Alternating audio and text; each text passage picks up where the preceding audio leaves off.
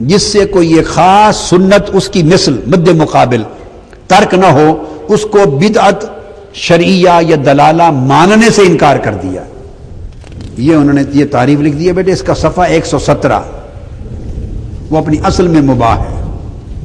تو یہ اس حدیث پاک سے گویا ایک تعریف ثابت ہو گئی، اس کو تعریف میں لکھ لینا موٹا کر کے۔ اور اس کے بعد اگلی حدیث ہے بیٹے،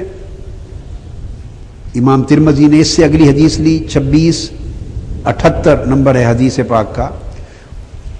وہ مضمون تو الگ ہے مگر چونکہ اسی ضمن میں لائیں، وہاں بھی من احیا سنتی فقد احبنی، آگے وہ من احبنی کان معی فی الجنہ، جس نے میری سنت کو زندہ کی۔ آگے بدعت کے بحث نہیں ہے بیان، مگر اس میں بھی سنت کو زندہ کرنا۔ تو یہ ترمذی شریف کا اس مضمون کے اوپر اس باب کے اندر بیان تھا۔ اب اس میں ایک اور دے رہا ہوں آگے، وہ کام جس کو امت کثرت کے ساتھ کر رہی ہو، امت جس کام کو کثرت کے ساتھ کر رہی ہو اور اس کرنے والوں میں صرف دیہاتی لوگ نہ ہوں، ان پڑھ لوگ نہ ہوں، عامت الناس نہ ہوں، کثرت کے ساتھ امت میں اس چیز پر جو عامل ہیں، اس میں عامی لوگ تو ہیں ہی، مگر عالم بھی ہوں، فقہا بھی ہوں، علماء بھی ہوں۔ ٹھیک ہے آپ کا ان سے اختلاف ہے علمی،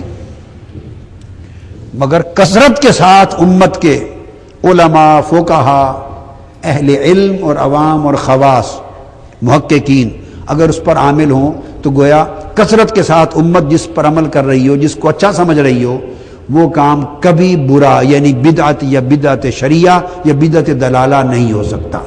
خود کثرت کے ساتھ امت کا کسی کام کو اچھا دیکھنا، خود اس کو آقا علیہ السلام نے دلیل شرعی بنا دیا ہے،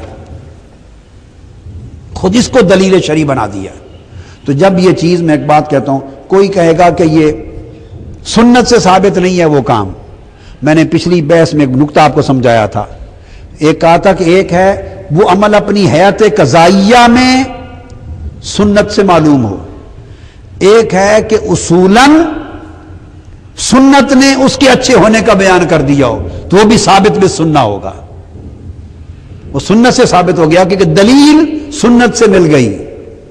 اب وہ حدیث ہے جو میں آخری دے رہا ہوں بیٹے آج اس ایمن میں، وہ معروف حدیث ہے، عبداللہ ابن مسعود رضی اللہ تعالیٰ عنہ حدیث کے راوی ہیں، اور اس وقت میں کوٹ کر رہا ہوں مسند امام احمد بن حنبل سے، عن عبداللہ ابن مسعود رضی اللہ تعالیٰ عنہ، نبی حدیث ہے ان اللہ ناظر فی قلوب العباد وجد قلب محمد صلی اللہ علیہ وسلم خیر قلوب العباد، اللہ تعالیٰ نے سب انسانوں کے دلوں کی طرف نگاہ فرمائی اور قلب مصطفیٰ کو سب سے اعلیٰ اور پیارا پایا، فاصطفاہ لنفسہ، یہ امام احمد بن حنبل حدیث لائے ہیں، چنانچہ قلب محمد کو انہوں نے اللہ نے اپنی ذات کے لیے چن لیا، اللہ تعالیٰ نے اپنی ذات کے لیے منتخب کر لیا، اپنا محبوب، اپنا خاص حبیب بنا لیا، فاصطفاہ لنفسہ، اللہ نے سب انسانوں کے دلوں کی طرف نگاہ ڈالی اور قلب محمد صلی اللہ علیہ وسلم کو خیر قلوب العباد پایا، سب سے اعلیٰ، فاصطفاہ لنفسہ،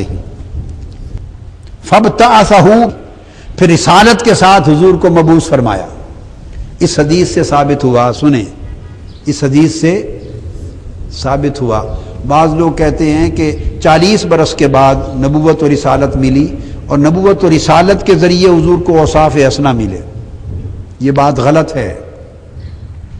نبوت و رسالت اللہ آپ نے فرمایا فابتعثہ ابتعاث، یہ بعد میں ان کو مبعوث کیا بطور نبی رسول کے، اور سب دلوں سے اچھا دل والا اس بعثت سے پہلے پایا، یعنی وہ بعثت سے پہلے ایسا بنا دیا تھا، ایسا پایا تو بنایا ہی ایسا تھا، اور پھر اس کے بعد مصطفیٰ کیا، تو گویا حضور علیہ الصلوۃ والسلام کو شان محبوبیت اور شان حبیبیت پہلے دی اور بعثت نبوت و رسالت کی بعد میں ہوئی، جو بعثت ہے۔ تو وہ جو استفاء پہلے ہو گیا تھا وہ نبوت تھی، وہ عطا نبوت تھی، وہ عطا نبوت و رسالت تھی۔ خیر، پھر فرمایا ثم ناظر فی قلوب العباد بعد قلب محمد صلی اللہ علیہ وسلم فوجد قلوب اصحاب خیر قلوب العباد، حضور علیہ السلام کے قلب اطہر کے بعد پھر لوگوں کے دلوں کی طرف نگاہ کی، سب سے بہتر حضور کے اصحاب کے دلوں کو پایا، تو فجعلہم وزراء نبیہ، ان کو پھر اپنے نبی کے وزیر وزراء بنا دیا، اپنے حبیب کا وزیر بنایا. یقاتلون علی دینہ، اور وہ ان کے دین کے اوپر مقاتلہ کرتے، جان قربانیں کرتے ہیں، جانیں قربان کرتے ہیں. یہ بیان کر کے آقا علیہ السلام نے فرمایا فما رأى المسلمون حسنا فهو عند اللہ حسن وما رأوا سیئا فهو عند اللہ سیئ. مسند امام احمد بن حنبل کی حدیث. فرمایا پس مسلمان بالعموم جس کام کو مسلمان اچھا جانے وہ اللہ کے نزدیک بھی اچھا ہے، اور جس کو برا جانے وہ اللہ کے نزدیک بھی برا ہے. تو گویا آقا علیہ السلام نے ایک اور دلیل شرعی دے دی، جیسے قرآن، سنت، اجماع، قیاس، یہ دلائل شرعیہ ہے نا.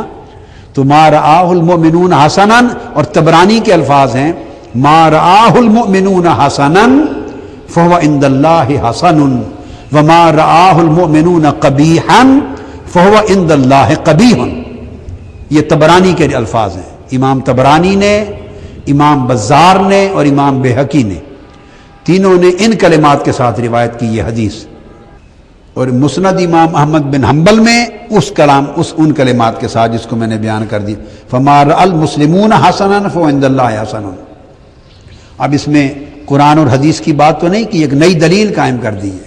کیوں کہ امت مسلمہ کبھی ہی پر متفق نہیں ہو سکتی. امت مسلمہ کی اکثریت کسی گمراہی کے کام پر متفق نہیں ہو سکتی. اس لیے فرمایا مسلمان عام طور پہ جس کام کو اچھا جانے وہ اللہ کے ہاں اچھا ہے. تو یہ مسند امام احمد بن حنبل میں مسند عبداللہ ابن مسعود، مسند عبداللہ ابن مسعود، اور حدیث نمبر 3600. اور مسند جو میں نے آپ کو طبرانی اور بزار کا بتایا، اور مستدرک حاکم میں ان ساروں کے وہ الفاظ آ گئے. وہ جو مسند امام احمد بن حنبل کی جو روایت بتائی وہ امام حاکم نے بھی وہ لی ہے انہی کلمات کو. مستدرک میں امام حاکم نے مستدرک میں انہی کلمات کے ساتھ لیا. کتاب معرفت الصحابہ المستدرک علی الصحیحین امام حاکم، جز 3 ہے بیٹے، جز 40.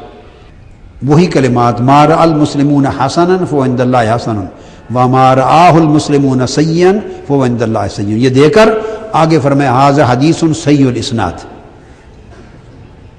یہ حدیث صحیح الاسناد ہے. تو دلیل شرعی قائم کر دی نا. مسلمانوں کا بالعموم کسی چیز کو اچھا دیکھنا شرعن دلیل ہے.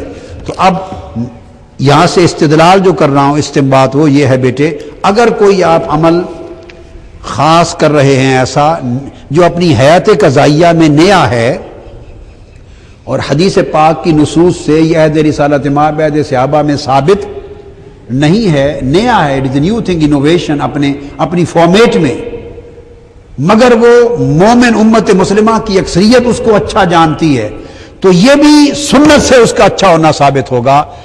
کیونکہ وہ کہے جی کہاں سنت سے یہ ثابت ہے، چونکہ اس کے پیچھے یہ حدیث ہوگی کہ حضور نے فرمایا جس کو مسلمان اچھا جانے وہ حسنہ ہے. تو اس کے پیچھے حضور کی یہ جو حدیث ہے سنت، اس نے اسے حسنہ بنا دیا ہے. تو یہ دلیل شرعی ہو گئی حدیث. اگر اس کی حیات قضائیہ ثابت نہیں تو اس کی اصل ثابت ہے، اس کی دلیل ثابت ہے. کیا حیات قضائیہ ثابت نہیں تو اس کی دلیل ثابت ہے سنت سے، بس بات ختم ہو گئی. وہ بدعت شرعیہ نہ رہی. آپ جب دلیل لے آئے نا سنت سے